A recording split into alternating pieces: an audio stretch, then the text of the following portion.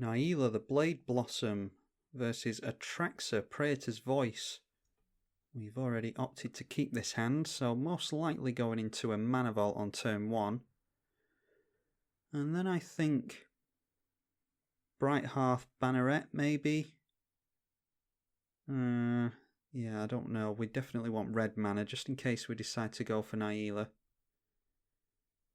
We'll go for the Mana Vault now, and that will give us 5 mana next turn. Yeah, we can get down Najeela and the Bright Hearth Banneret, I think. Atraxa Praetor's Voice is every colour except red, a 4/4 flyer with Vigilance, Lifelink and Death Touch, and you proliferate at the end of your turn. Our opponent going for the Abrupt Decay, so we're obviously up against a spiky player. That's not to worry. We can go for the Bright Hearth Banneret and get down our Najeela next turn. Najeela the Blade Blossom is a 3 mana 3/2. Whenever a warrior attacks, you can have its controller create a 1/1 warrior token that's tapped and attacking. And there's a Ponder for our opponent. And then for Wooburg, on tap all attacking creatures. They gain Trample, Lifelink and Haste until the end of the turn. And there's an additional combat phase after this. But you can only activate that ability during combat. Let's drop down a Plains. And we'll get down our Najeela. And then Herald of Dramoka. We want to try and get a win down as fast as possible. So let's say yes to Najeela and throw it back over to our opponent.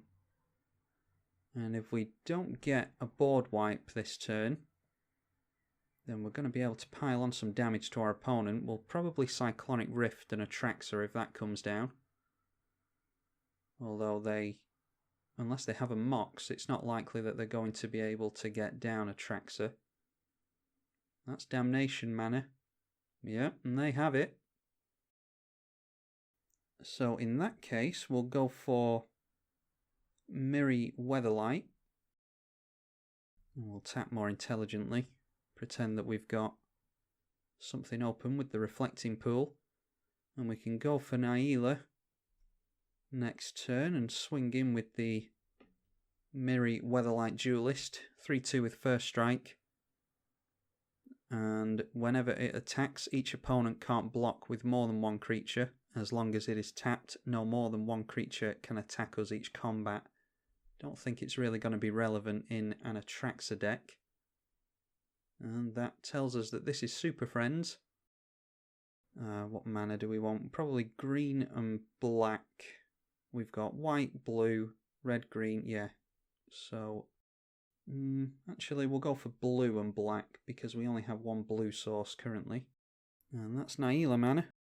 And that's the problem. We could have really started piling on damage with Najeela next turn, but our opponent had the board wipe, and if we see a board wipe in the early game, there's not really a whole lot we can do about it. We tend to tap out in the first few turns, and if our opponent has answers, then that's too bad for us. We can go for Nature's Will next turn. Oh, and they have another board wipe, so yeah, obviously Super Friends. Let's go for Birds of Paradise into Arishin Foremost.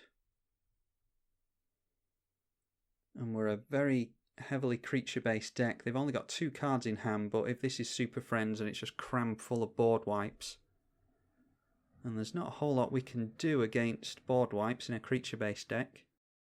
Looks like Atraxa's coming down now. Alright, there's our land.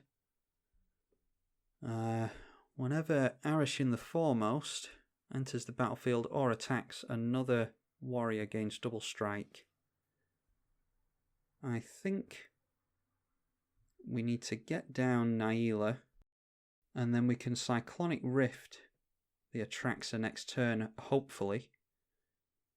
Hopefully our opponent doesn't get a Lightning Greaves on there or anything. I'm guessing they don't have a board wipe because they've decided to play Atraxa.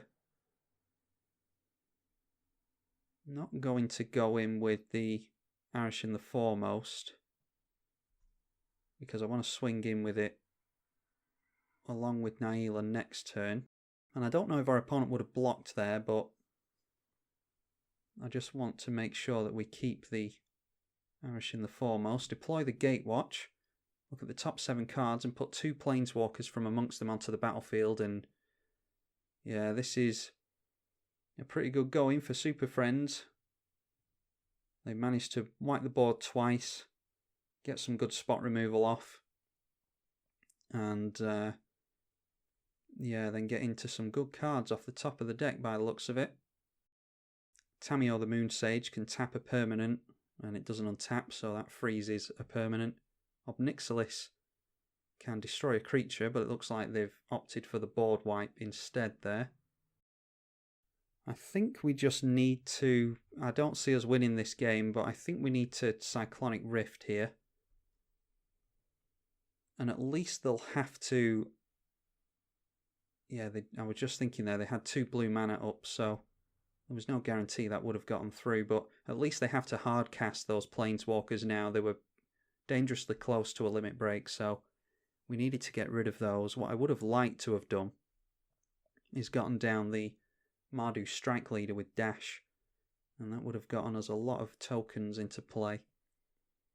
We can get down Nature's Will as well, which I think we'll be able to do next turn.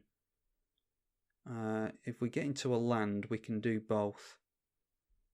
Nature's Will is whenever 1 or more creatures you control deals combat damage to a player, tap all lands that player controls and untap all lands that you control. And that will enable Najeela for us. So we might be able to, well, not with Tamiyo in play. Oh no, they go for tapping down the Irish in the foremost. And they get rid of Najeela. Yeah, that's pretty bad going for us. I think we can go for a Thoughtseize here. Yeah, they've just got more spot removal for us. Let's go for getting rid of Obnixilis. And then we'll get down the Mardu Strike Leader with Dash. And we'll swing in at Tamiyo. And the problem now is, because they've gotten rid of Najeela so many times, we now need to... Yeah, we now need 2 mana to get Najeela into play. We could get into a Sol Ring or an Ancient Tomb, a Mana Crypt.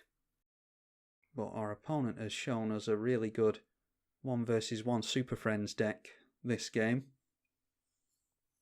So I'll definitely be uploading this. It's not often you see Super Friends do well in 1 versus 1. Down comes Atraxa. And they can't Council's Judgment because they've tapped out all their white mana. Doesn't seem as though they're doing anything. No, just proliferating Tamiyo and passing the turn. So I think we're going to be able to get rid of Tamiyo this turn, but most likely... Oh no, the Arishin didn't untap, so we'll just get down Nature's Will. And then we'll dash the Mardu Strike Leader again. Don't really see what else we can do. We'll send everything in at Tamiyo. And this will be 2 damage onto Tamiyo, and we at least have the Mardu Strike Leader replace itself with another warrior. And our opponent did tap 5 mana to draw a card. They can only do that if they have the City's Blessing, which they do. They're up to 5 cards, and this is really a glass cannon type of deck. We want to rush out in the early game, and if our opponent gets multiple board wipes and spot removal off on us, then there's nothing we can do about it, and hopefully see a win sooner rather than later, because I don't want to sit here and watch our opponent play with planeswalkers for too long. Oath of Teferi coming down gets to flicker a planeswalker, probably Tamiyo. And they decided to flicker the Tamiyo, like I said, and they have gone for another plus on Tezzeret, because Oath of Teferi also allows you to play your loyalty effects more than once. So it looks like we might see a Tezzeret limit break. You get an emblem at the beginning of your end step. Search your library for a permanent, put it onto the battlefield and shuffle your library. Boros Charm doesn't do anything except, I think it kills Atraxa, doesn't it? 4 damage to, oh no, it's a player or planeswalker. We could get rid of Tamiyo maybe, but they'd probably just block with the Thopters. Yeah, there's nothing we can do here, so I'm just going to say good game to our opponent. Haven't played with Najeela in a while, and she's been kept out of commission by Atraxa Praetors Voice Super Friends.